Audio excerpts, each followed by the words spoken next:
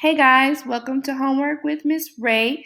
So today we got a chance to read The Giver, and we looked at a fictional option of a country or a town that actually is controlling poverty, hunger, and disease by assigning the citizens a job. So they don't get to choose, they actually get told what their life assignment would be. And so this was a method that was used to prevent poverty, hunger, and disease. So that's one method, and we're going to look at that a little more tomorrow. But tonight, I do want you guys to get a chance to practice our new reading strategy, Seek, and the best way to do that and still get a little leg room in with making connections. We're going to read another fictional piece about another fictional world that actually prevents poverty, hunger, and disease by doing something a little different. So we're actually going to read The Hunger Games tonight. Of course, not the whole book, but we're going to read some snippets from a couple of chapters through Study Sync. So I want you inside your interactive notebooks to create this chart. It's similar to the one that we did today. I am going to read the story to you, and I'm just going to make a few points, but I do want you to practice doing this on your own. So I'm going to give just a little bit, but again, I want you to propose your own. So again, let's just do a quick review. Characters, we're going to be looking at the sister of Primrose. They don't give a name unless I missed it when I read it the other day. So if they do, we'll change that. But for now, we're looking at the sister, the older sister of Primrose. So as we're reading, we're focusing on the sister of Primrose. She is the one who is telling the story. We want to focus on her emotions. Again, emotions change. She may not feel the same way that she feels at the beginning, at the middle, or even at the end of the story. So we have to look at what are her emotions? Why do they change? And then again, we're going to look at events. Different events causes our emotions to change. When you woke up this morning, you were probably maybe you were tired, maybe you were excited because your mom made you pancakes. But then maybe your emotions changed because she dropped you off at school and that's really not where you wanted to be. Then your emotions change at the end of the day because you're going to football practice. You're excited. Your emotions change because of different events that take place. Information. Every story has information. It's usually the part where you tune out because it's a bunch of blah, blah, blah. But the blah, blah, blah is really beneficial to helping you understand what the whole purpose of the story is about. So we're looking for information about the event or about the character. And then put yourself in the mindset of the character. What questions does the character have in the story? During the event, during the emotion change? What concerns comes up for the character? So in this last box, we're always putting ourselves in the mindset of the character. How would I feel? What questions or concerns would I have if I were placed in that situation? All right, so let's move on to the Hunger Games. And I forgot to add this piece. Title this page The Hunger Games. Here we go. You look beautiful, says Prim in a hushed voice. And nothing like myself, I say. I hug her because I know these next few hours will be will be terrible for her. Her first reaping, the gathering of candidates for the Hunger Games. Just a little disclaimer, I have never watched this movie before, so I have absolutely no clue what any of this is about. I just know that the movie exists, so I'm glad they have these pieces here for me and for us, of those who have not seen this movie. So this is her first reaping. A reaping is the gathering of candidates for the Hunger Games. If I'm thinking about an event, would the reaping be the event that takes place in this story? She's about as safe as you can get since she's only entered once. I wouldn't let her take out any tesserae. A tesserae is a small wood, bone, or stone tablets used as vouchers or tokens that can be offered in exchange for being entered into a drawing to participate in the Hunger Games. But she's worried about me. Sorry. Okay. But she's worried about me, that the unthinkable might happen. I protect Prim in every way I can, but I'm powerless against the reaping. The anguish I always feel when she's in pain wells up in my chest and threatens to register on my face. I notice her blouse has pulled out of her skirt in the back again and force myself to stay calm.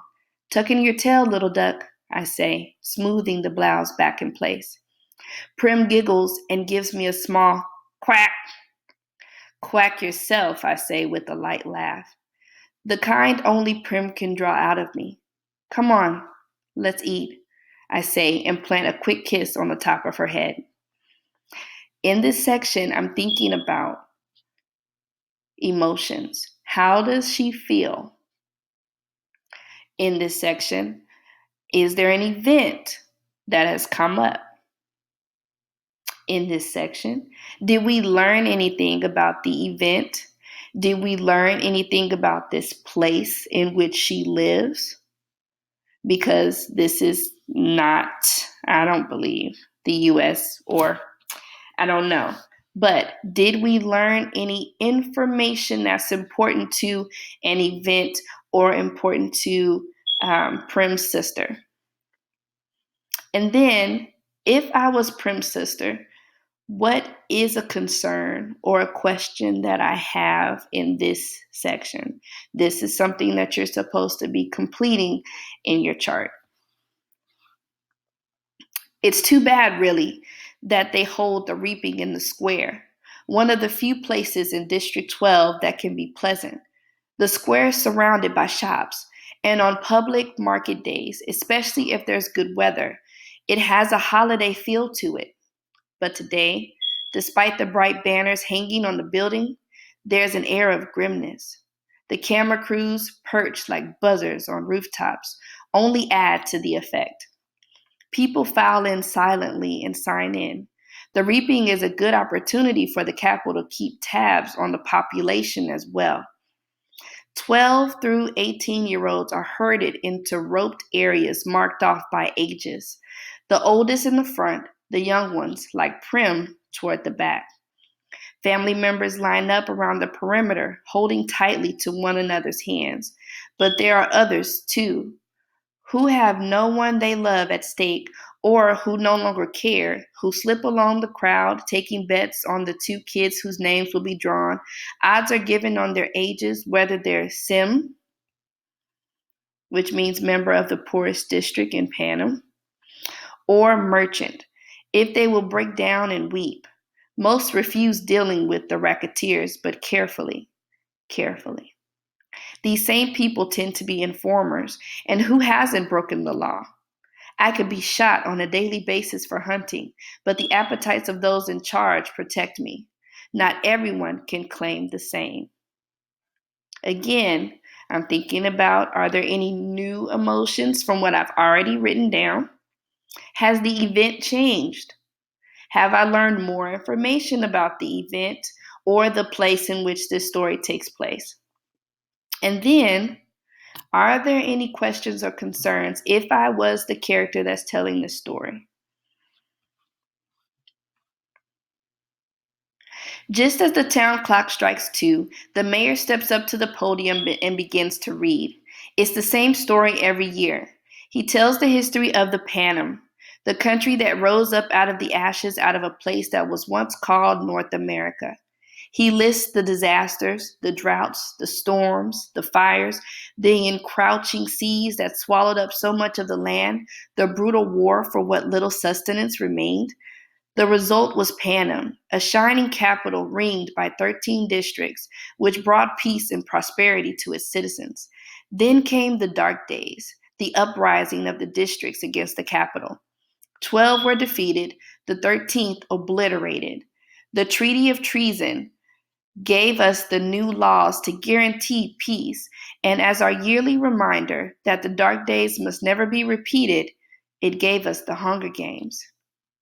The rules of the Hunger Games are simple. In punishment for the uprising, each of the 12 districts must provide one girl and one boy called tributes to participate. The 24 tributes will be imprisoned in a vast outdoor arena that could hold anything from a burning desert to a frozen wasteland. Over a period of several weeks, the competitors must fight to the death. The last tribute standing wins. Taking the kids from our districts, forcing them to kill one another while we watch, this is the Capitol's way of reminding us how totally we are at their mercy. How little chance we would stand of surviving another rebellion. Again, emotions, events. Has the event changed? Any information have I learned about the event or the place in which the story takes place? What information have I learned to help me further understand our main character's emotions about the event? And then again, are there any questions or concerns if I were the person who's telling this story? It's time for the drawing. Effie Trinket says, as she always does, "Ladies first," and crosses to the glass ball with the girls' names. She reaches in, digs her hand deep into the ball, and pulls out a slip of paper. The crowd draws in a collective breath, and then you can hear a pin drop. And I'm feeling nauseous and so desperately hoping that it's not me, that it's not me, that it's not me. Effie Trinket crosses back to the podium, smoothes the slips of paper, and reads out the name in a clear voice. And it's not me. It's Primrose Everdeen. Again, emotions. Has the event changed? Have we learned new information about the event? And at this moment, if the emotion has changed, what is a question or a concern if I'm the person telling this story? There must have been some mistake. This can't be happening. Prim was one slip of paper in thousands. Her chances of being chosen were so remote that I'd not even bothered worrying about her. Hadn't I done everything? Taken the tesserae, refused to let her do the same? One slip in thousands. The odds had been entirely in her favor, but it hadn't mattered. Somewhere far away, I can hear the crowd murmuring unhappily, as they always do when a 12-year-old gets chosen because no one thinks this is fair.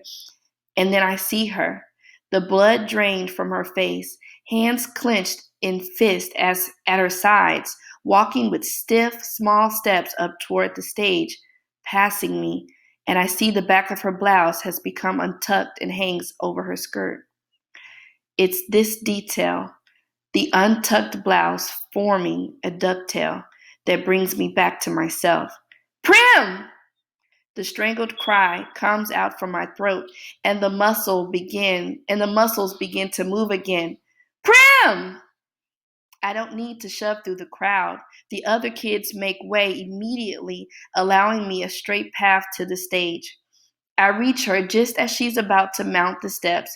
With one sweep of my arm, I push her behind me. I volunteer, I gasp. I volunteer as tribute. I kind of want to watch this movie now. All right. So, again, because this is a video, you can always go back and rewind to fill in your chart. So, the character didn't change, and we're only focusing on Primrose's sister. So, there should be emotions listed here. Do her emotions change from the beginning of the story to the end? If they do, why? What events happen throughout the story? What information do we learn about this location? Go back into the story to find out information. You need information from the text, and there was quite a bit, so I would like to see that tomorrow. And again, questions and concerns. There were quite a few sections, so I would like to see at least 5 different concerns or questions that you would have if you were Primrose's sister. I cannot wait to see what you guys have tomorrow. This chart should be filled out and be pretty thick based on all of the events that took place in these two chunked up chapters. All right, guys, we'll see you tomorrow.